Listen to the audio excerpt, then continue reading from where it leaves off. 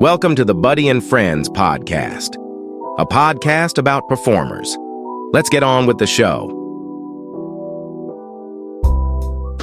Hello and welcome to Buddy and Friends. I'm your host, Buddy Katz, and this is our first ever episode. I am Buddy Katz. I am a Michael Jackson and Freddie Mercury impersonator. This year I'm celebrating 15 years, and I want to do something a little bit different. So I decided to start a podcast. Why not? So I will have a lot of amazing friends on the show, and our first guest is a truly a great friend of mine. Been a friend of mine for about 3 years now, and people might know who he is. He's been my backup dancer, my choreographer. He's a great photographer, great bowler. Also, I want to say welcome to our guest Barry. How you doing, Barry? I'm all right. How are you? I'm doing good. Thank you for Barry, having me. Barry, how long we been friends for? When did we meet? It was October, I would say 15th, 2022. Yeah, it seems like a very long time ago. Yeah, really long time. It's very hard to believe we've been friends for almost 3 years now. And it was kind of like a by accident kind of thing. Yeah. Um, Odessa. People who are my listen who are listening. Um, we have a friend named Odessa. She hosted a Lindenwall event, and she hired me as Michael Jackson to perform at this event. So I came and I saw Barry dancing in the crowd. I don't want to say aisles, but it was not aisles. It was outside. He was dancing in the crowd. I'm like, okay, like come up here. I went in the audience, grabbed him, brought him up into the crowd, and I'm like, okay, this is going to be a one great friendship, and hopefully, and basically, it did.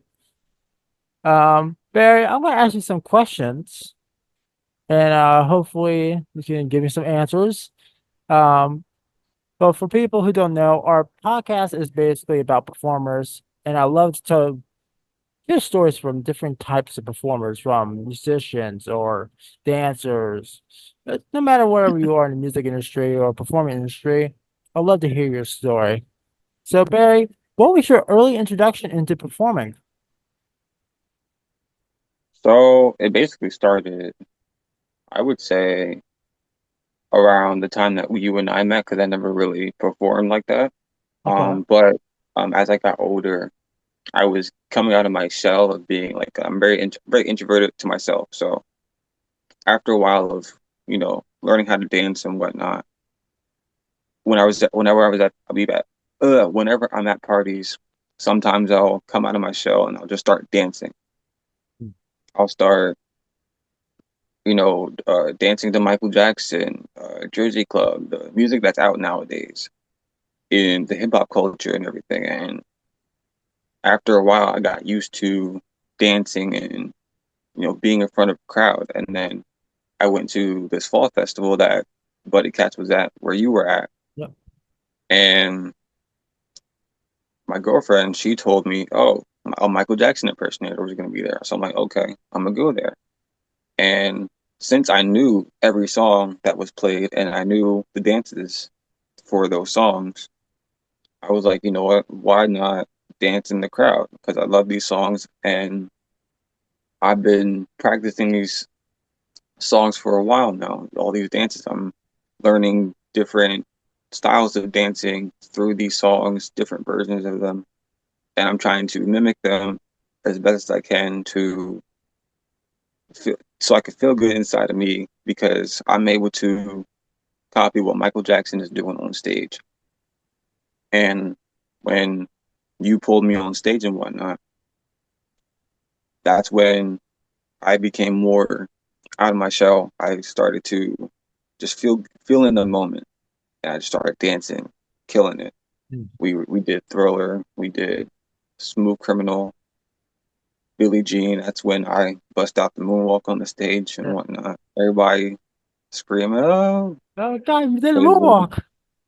because in high school I was kind of known as the Michael Jackson of my high school because since like during homecoming and prom I would wear a hat, the fedora Yeah. to these proms, and I would perform in the middle of a circle.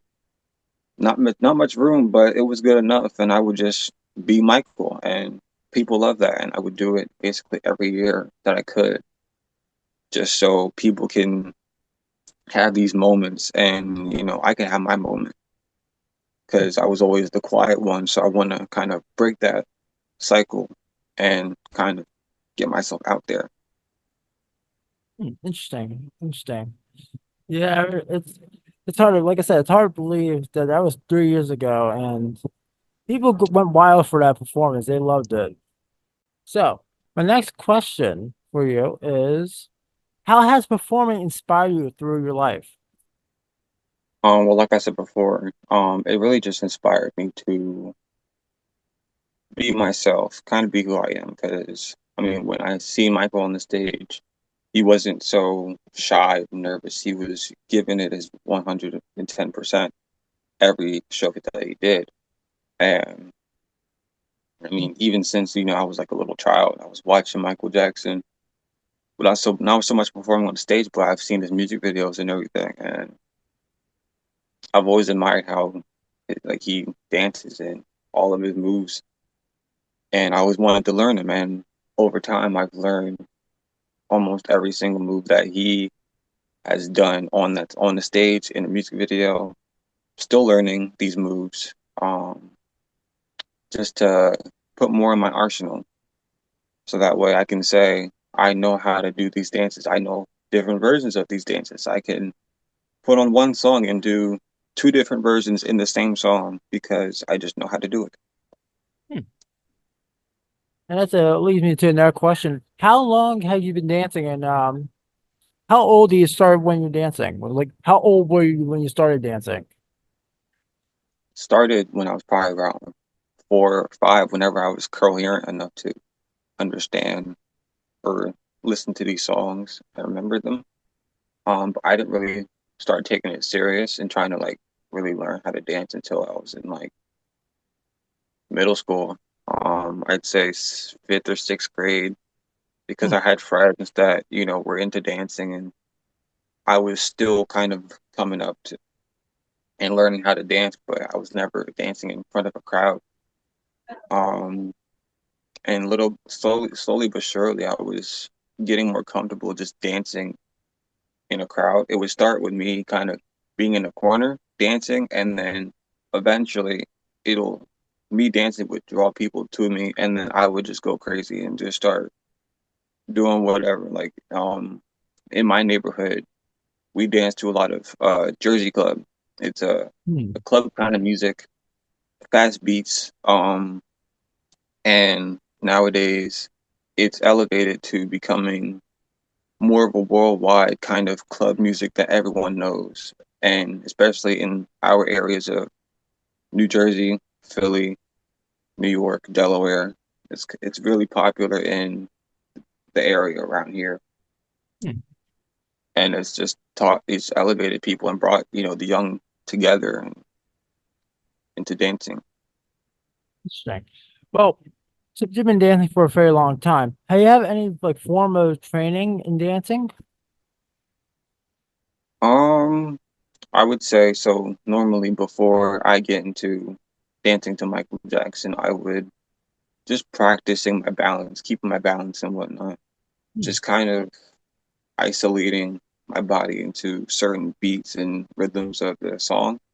Like I could put on the song and I wouldn't just listen to the lyrics. I would listen to the drums. I would listen to just the rhythm, the melody, and I would kind of figure out ways to move my body to these certain elements of the music, so I'm not just dancing to one part of the song or just in its entirety. I'm dancing to multiple areas. So sometimes I'll isolate my hearing to only the drums, and I'm kind of just moving to the drums and focusing on the beat, and then I'll glide into the melody and just go slow, or if it's fast, I'll kind of move in the way the melody is flowing. For our listeners who are just listening, um, since if you can't see the video, Barry is popping and locking. Just want to let you know you can visualize that. Um, so basically, you had like, you're or it's like self-taught. You have no form of training and dancing. That's amazing. So my other question is, how do you get into Michael Jackson? My parents, I mean, they're Michael Jackson lovers just as much as I am. They showed me who he was when I was really young. He was on TV, and I believe it was like 30th anniversary, or even before that, when they showed me who he was. And I remember just watching the 30th anniversary on TV and watching Michael Jackson. And then my dad, he had bought the Michael Jackson Experience game. And back then, still now, I'm into gaming. And it was a really fun game. You had to match the dance moves that Michael was doing on the TV. Yeah. And I just loved it. And I became a Michael Jackson fan ever since. Yeah, that is like one of the best Michael Jackson games, in my opinion. I love the Michael Jackson Experience games, one of the best. Um, Talking about continuing the conversation on Michael Jackson, you have worked on a couple Michael Jackson tribute shows. How did that come about, and how was that experience? And also, can you Well, name those shows too? What shows you were a part of? well, of course, so I was a part of one, two, three, four shows so far. Uh, Um, the first show was when I first met Buddy. It was the October show, and then I was also part of the second show because he invited me. You invited me to perform in that show. I did Smooth Criminal and Thriller. It was supposed to be a Thriller flash mob. yeah, But I was only one there. But that's okay. You know, we still have had a exactly, good time. exactly. Um, the third show was a show called The I Magic don't, Continues. I don't think I was at that show. I heard it was really good. Oh, it was a phenomenal show. Oh, Now backstage problems, it could have been fixed, but things could have been fixed, but it was definitely a good show. Everyone that performed in it, they did well. And it took us a while to even get to where we were as far as the show, but somehow, some way, we nailed it yeah. when it came time to perform and everything. We had a good audience. It was outside at Amphitheater in Lindenwold. Um, yeah, I was one of the backup dancers. I was right next to Buddy, and for the most part, taking on big roles. I was the choreographer, the head choreographer of the whole thing. It was amazing. And weren't you in a show last year called Thriller? You took on the role as Michael Jackson for some of the songs. Yeah, our idea was to incorporate not only just Buddy, but also me and another impersonator that you may see in a future podcast. I hope he is on this podcast. He never answered to my response of, "Hey, you want to be on the podcast or anything?" Yeah, not gonna Just lie, he's a bad texture, but it's okay. He's a busy man. He's a I busy know man. he is. When you're a famous man, you don't always have time to pick up the phone, No, you he know? does not. Wink, wink. But yeah, I was in a Thriller show with Buddy and these other performers, and I would say that show did pretty well too. Although the venue that we had was quite small, we still made it work. We incorporated a new idea of working with children, and it worked for a good amount of it. It was a really good show. It was different. Because I've never been so much of in the lead spotlight, and get being able to perform in a few songs as the lead Michael just felt good. Yeah, Now, was I nervous as whatever up on that stage? Probably, but I had to lock in and just go with it. yeah. And the last year's show, that was a sold out show. And also, you're currently working on a new Michael Jackson show with Buddy at the moment, which is May High.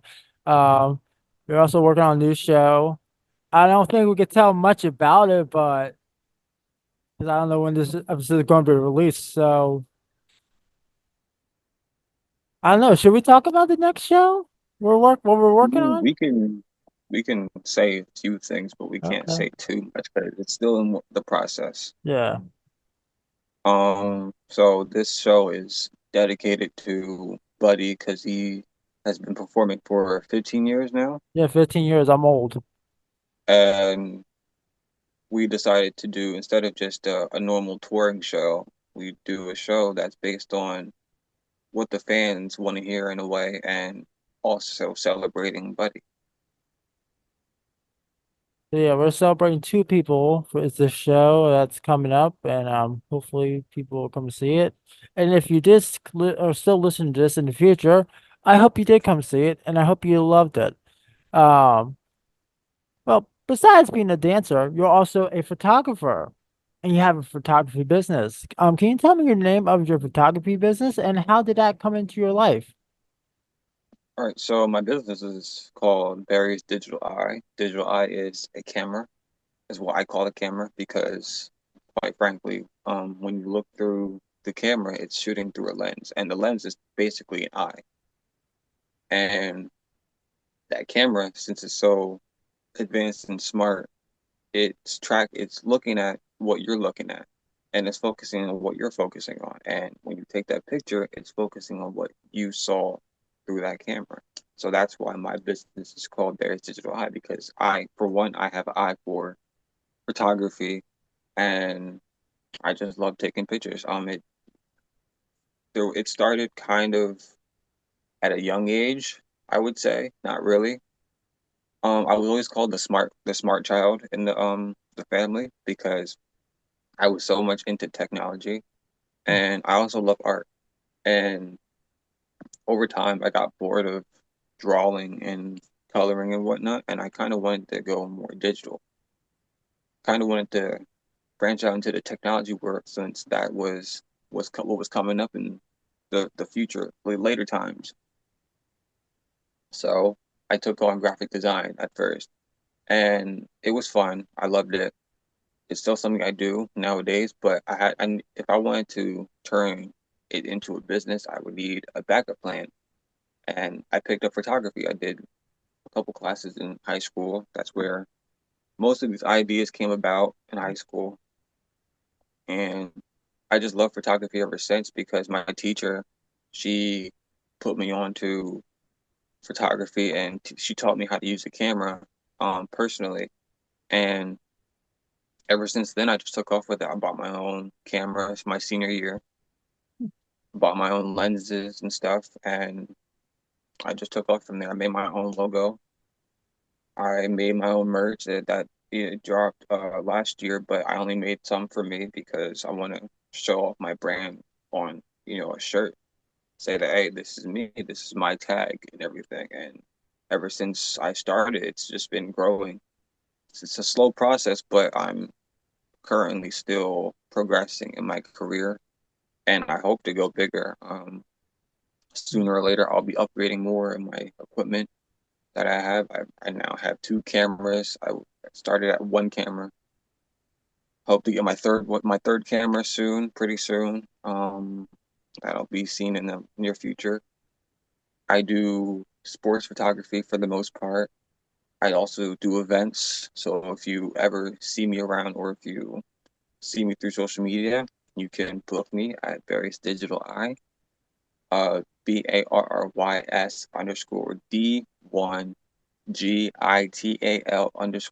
BARRYS_D1GITAL_EY3. I am verified. Um, it is my picture with my graduation cap on. Um, yeah, I do a lot of varieties of photography. It's not just one media, it's a whole variety because I want to learn more than just one thing when it comes to this art. That's it. That's amazing. And if you guys ever have a chance, please take a look at Barry's work of his photography. There are really amazing photos he does. Um, and he also did a couple of photos for my show last year and during our rehearsals. He is an amazing photographer. I can just tell you that. Um, is there any tips you can give me or any upcoming performers on what it takes to be a performer, or even that, being a photographer?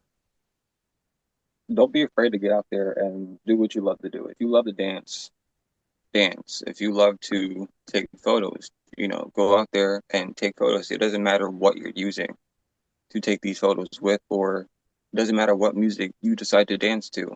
Whatever you like is what you like. And if you want to get into a career like photography, take it slow. Don't rush into these things and try to buy the most expensive gear, because not all photographers use expensive gear. People like me, for example, all my gear is used. It was used and it was on the market for a cheaper price. And cameras nowadays, they run for $5,000 to even more than that if it's really new. So getting a used product that still works well is will take you a long way. For my dancers, be creative. Think outside the box sometimes. If there's a dancer that you admire, watch how they dance. Listen to the music that they're listening to. Try to incorporate ideas if you're the creative type that wants to freestyle. If you like to do ballet, go for it. Just be you. Be different. That's it. Definitely. Follow the dreams of a dreamer himself, He's an amazing person. Um, Also, my last question, I have one more question for you, Barry. And this is a question I ask all my guests on the show. Since I'm a Michael Jackson and Freddie Mercury impersonator, do you have any favorite Michael Jackson or Queen songs? For Queens, We Will Rock You. For Michael Jackson, I would say yes, Think and History. History too. Yeah. you great song, great Michael Jackson songs, great Queen songs. Well, Barry, thank you so much for being on the podcast and being our first guest. It's been an honor to have you. It's great knowing you as a friend, and hope you do well out there. And then, guys, please check out Barry on Instagram and any of his other social medias. Barry, would you like to give out your social media one more time for anybody who wants to look at your work or book you for any future events? It is Barry's Digital Eye, BARRYS_D1GITAL_EY3, and I have a check mark next to my name. All right. Well, thank you so much, Barry. It was great talking to you. And thank you to everybody who has listened and watched our wonderful podcast. And I hope you guys enjoyed it. Thank you so much. And I'll see you guys next time. Take care. See ya.